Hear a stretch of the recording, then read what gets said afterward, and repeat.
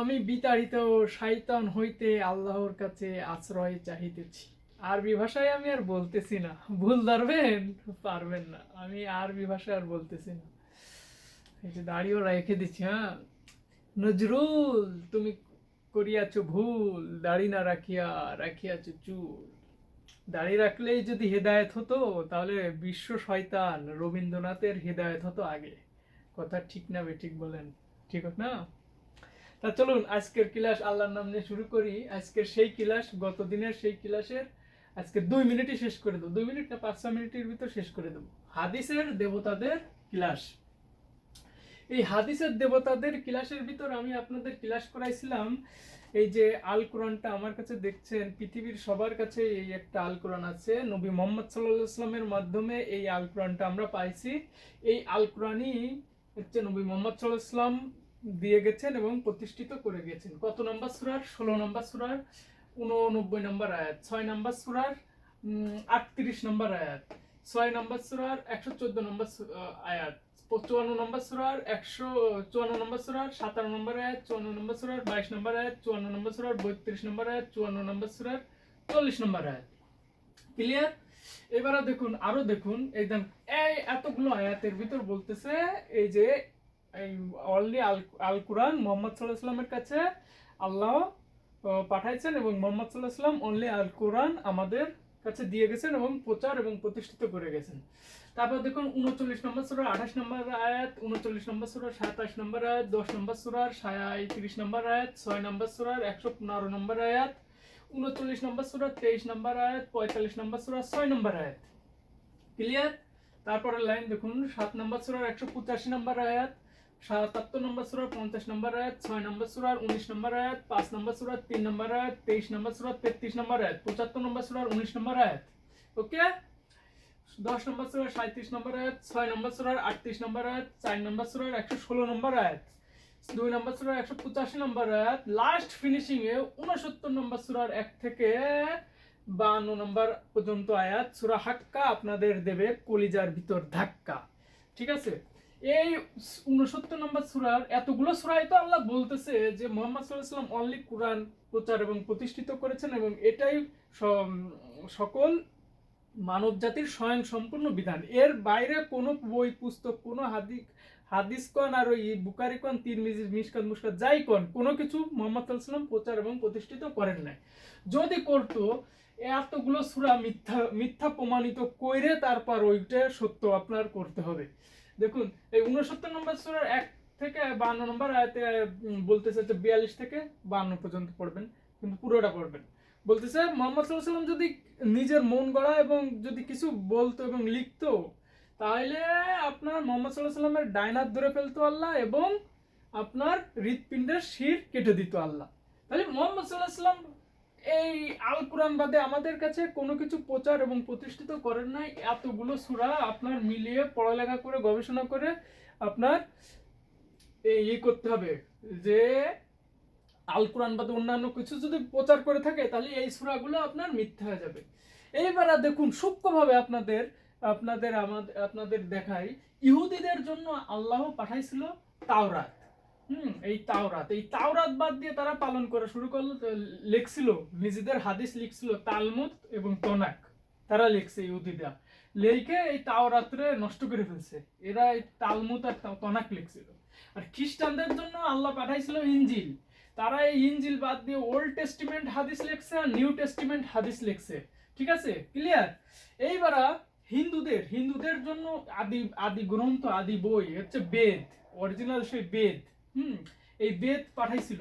এই বেদ রাইখে তারা হাদিস লিখছে, মহাভারত নামে হাদিস লিখছে আর গীতা নামে হাদিস লিখছে।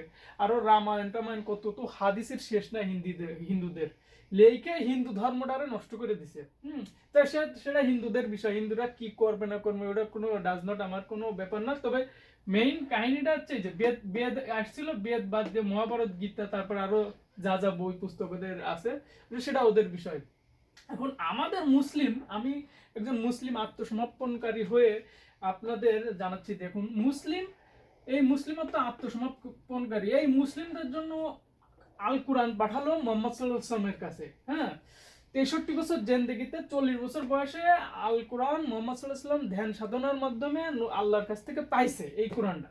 এই 23 বছর 40 বছর বয়সে পাইছে, 23 বছর জেন্দেগিতে এই আল কোরআনটা প্রতিষ্ঠিত করে গেল।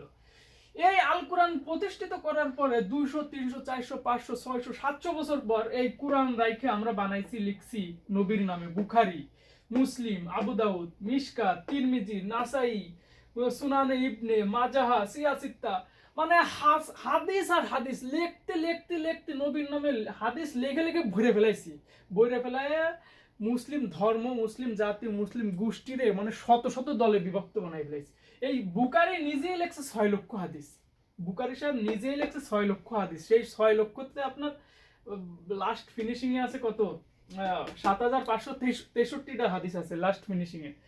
তা দেখুন, এই নবী মুহাম্মদ সাল্লাল্লাহু আলাইহি ওয়াসাল্লামের কাছে পাঠালো আল কোরআন, আর আমরা আল কোরআন বাদে নবীর নামে চালাই দেওয়া, এগুলো সব মানুষের লেখা। এই যে বুখারী, মুসলিম, আবু দাউদ, এগুলো সব মানুষের লেখা। 200, 300, 400, 500, 600 বছর পর এগুলো লেখছে নবীর নামে। লেখে হাদিস লেখে মুসলিম ধর্ম, মুসলিম গোষ্ঠী, মুসলিম জাতিরে মানে শত শত দলে বিভক্ত করে দিছে। তাহলে এই বিষয়টা আপনাদের ক্লিয়ার হয়েছে। এই যে ইহুদিদের জন্য আইছে তাওরাত, কিন্তু ওরা তালমুদ তানাক লিখছে। খ্রিস্টানদের জন্য আইছিল ইনজিল রেখে ওল্ড টেস্টিমেন্ট হাদিস লিখছে, নিউ টেস্টিমেন্ট হাদিস লিখছে। লিখে ওরা পালন করা শুরু করেছে। হিন্দুদের জন্য আসছিল বেদ, ওই বেদ রেখে মহাভারত, গীতা, রামায়ণ, তারপরে ওই কৃষ্ণ মিষ্ণ যা আছে, হ্যাঁ, এই লেখে লিখে মানে হিন্দু ধর্মটা মানে বিভক্ত করে ফেলেছে। সেটা হিন্দুদের বিষয়, ওরা যায় বই আরো হাজার লক্ষ লক্ষ লেখ, ওটা আমার কোনো বিষয় না। আমার বিষয় হচ্ছে মুসলিম, আমি মুসলিম ধর্ম অবলম্বন হয়ে মুসলিম ধর্ম অবলম্বনে আমার ধর্মের ভিতর আল্লাহ পাঠাইছে কোরআন।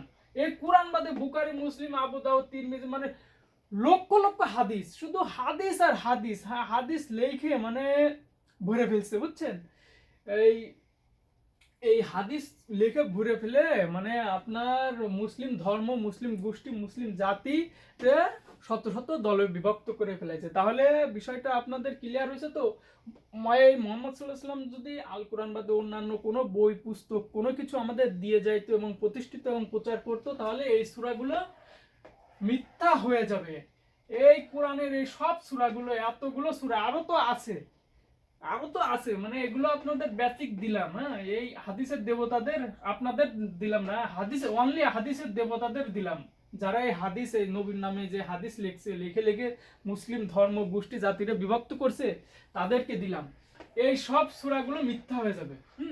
তাহলে নবীকে শুধু হাদিসে বলতো। সে 23 বছর বয়সে যুদ্ধ করছে কখন, তার সংসার করছে কখন, বিয়ে শাদী করছে কখন, তারপরে দেশ চালাইছে কখন, এগুলো মানে সব নবীর নামে লেখছে। কিন্তু মুহাম্মদ সাল্লাল্লাহু আলাইহি ওয়াসাল্লাম আমাদের দিয়ে গেছে অনলি কোরআন এবং প্রচার করে গেছেন অনলি কোরআন। সে হাদিস, তার সেই আওসানাল হাদিস, সেই আল কোরআন, আর প্রতিষ্ঠিত করে গেছে আল কোরআন। এই আল কোরআনের বাইরে যদি আপনি মুসলিম ধর্ম পালনের ক্ষেত্রে যদি আপনি পালন করতে যান, আপনি মুসলিম ধর্মের কোনো কুল কিনারা পাবেন না। এই মোল্লা এই কবে, ওই মোল্লা এই কবে, ওই মৌলবি এই কবে, আপনি কোনো কুল কিনারা পাবেন না। আপনি ভাই অনলি আল কোরআনের পথে চলে আসুন। এবং এই আমি যে সূরাগুলো আপনাদের এক জায়গা করে দিচ্ছি, এইগুলো আপনাদের কষ্টটা কমায় দিচ্ছি। আপনারা এক জায়গা করে পড়ে পড়ে মিলায় দেখুন। সবাই ভালো থাকবেন, সুস্থ থাকবেন। আল্লাহ হাফেজ। আজকের ক্লাস এই পর্যন্ত শেষ। সবাই অনেক বড় ক্লাস দেখতে চায় না, তো তাই শর্ট টাইমে একটা ক্লাস নিয়ে নিলাম। আর এটা মুছে ফেলবো, নেক্সট ক্লাস শুরু হবে তো এটা মুছে ফেলবো, সেই জন্য আর একটা মনে করে এই ক্লাসটা নিলাম। আল্লাহ হাফেজ, সবাই ভালো থাকবেন। 9 মিনিট